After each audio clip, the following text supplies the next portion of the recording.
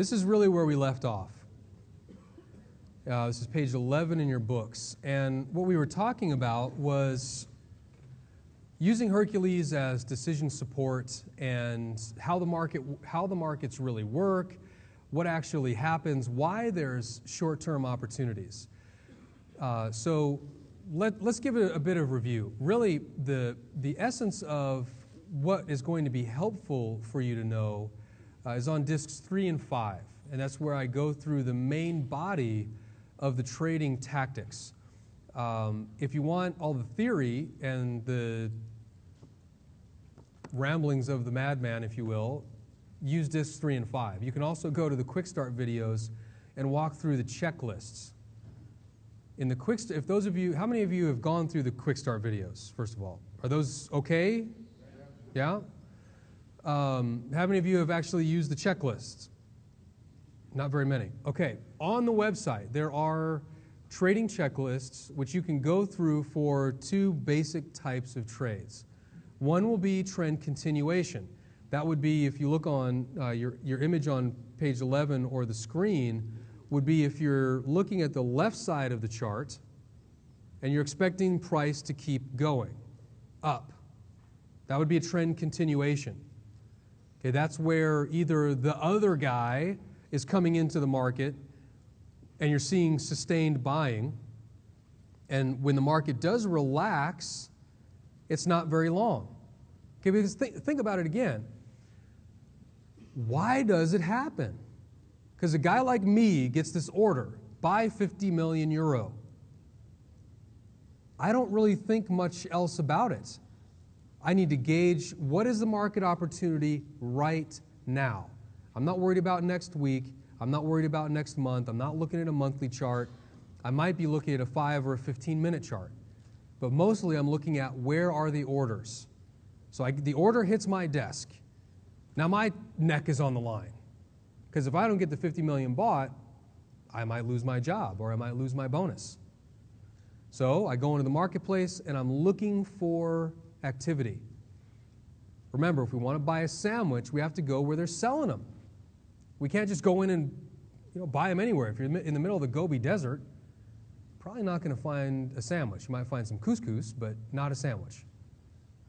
So if there are orders sitting out there, I'll know, okay, I might need to move the market around. So I know what my risk parameters are. I know how much money I can spend to go buy the 50 million. And if I don't, I've got a risk manager who will come knocking and tell me, Mac, you're screwing up. Just get it bought. What that tells me is I need to quit messing around. I need to just get it done. So when you see those huge bars and the market's screaming to the upside and we're thinking, all the millions I'm losing, and then the market trickles back down, why does it just trickle back down? Well, because I'm not so concerned with my bonus that I'm just going to go in and push buy on 50 million. I have a modicum of intelligence left over, even though I know my neck is on the line, and I'll buy 10, 15 million, maybe another 5 million. The market's now up, and then I stop. Because I need to see, are other people going to come in behind me? Or are there sellers out there? Maybe I've now pushed price up high enough so that sellers will come into the market and push price back down. Now again, I don't care what next week is. I don't care what the 4-hour charts or the daily charts are telling me. I just am crossing off deal amounts. Okay, I got 10 done, got 15 done. I need to buy another 5. Maybe they come in with another 7 million, another 10 million. I don't even know how big the order is, folks. It could be 500 million. I am laser focused on what's in front of me. So why does the market move up and just trickle down? Because I'll stop buying. And then the other guy calls up my boss and says, we need another 50. What does he do? He calls me up, get another 50. Oh man, I didn't get the first one done. Well, the market's come back a little bit. Let me go in heavy. 25. Well, you get some done here. So, I've done this before in the videos. You get some done down here, some on the way up. So you have an average price. But the price didn't go down much, did it? So it just trickled down. And then I'm in there again. So when the other, you might want to take a note of this, when the other guy is coming in, it's not a cause, it's not that this causes that. It's just that it's likely that that is going to happen. What's that? Price keeping going on a larger time frame. Okay, so remember, Hercules, we're talking about focusing on small slices of time, less than 30 minutes. Very, very short-term opportunities. Our goal is to come in, my wonderful acting skills. Here's your trading day. Oh, right? That's what we want. We've already established we don't want to sit in front of the computer all day. So I need to be able to tell if there's opportunity or not. If there is opportunity, price will continue going up. It will continue to stay strong. Then what we're going to be coming in and doing is buying on those small bits of weakness. So as the market relaxes a little bit, that's where we have our opportunity. Now we can mix some of the other techniques in, which we'll talk about. We'll talk about different options, and I'm sure you'll have questions. Write them down when it comes to, well, how do I actually execute the order? But what we're doing is focusing on the strength, whether it's strength going up or strength going down, and then taking the little bits where there's the market relaxing, it's breathing. It takes a moment, another order comes in, pushes the market right along. So as we're looking at this chart, it's on page 11 again. When resistance comes in, price will spend less time trading at the top of its range.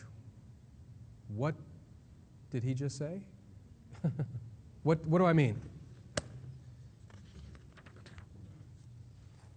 Again, this is just background. Don't worry about trying to get all of this in right now.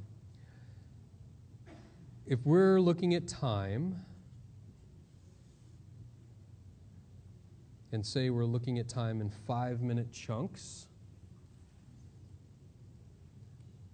when orders come in, they'll come in on a ladder, right? They might come in at higher and higher prices.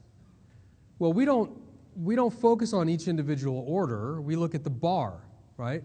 So you probably are more familiar with something that looks like this, where we have the open, the low, close, and the highs. Everybody with me on that? Is everybody with me on that? Yes! Okay. Now we've also seen candles, right? Looks like that. Everybody with me on those? Yes. Okay. You realize that when we're looking at the bars, at these two, that's not really the market, right? Well, it's history. That's actually a really good answer. But this bar is made up of what? All these little or big orders, right? Orders are coming in. But we don't look at that because it'd be really confusing. It's like the Matrix, you'd have all this information and you wouldn't know what to do with it. So we want to boil that down. So you have to remember that we're already starting from an assumption. And it gets worse from there.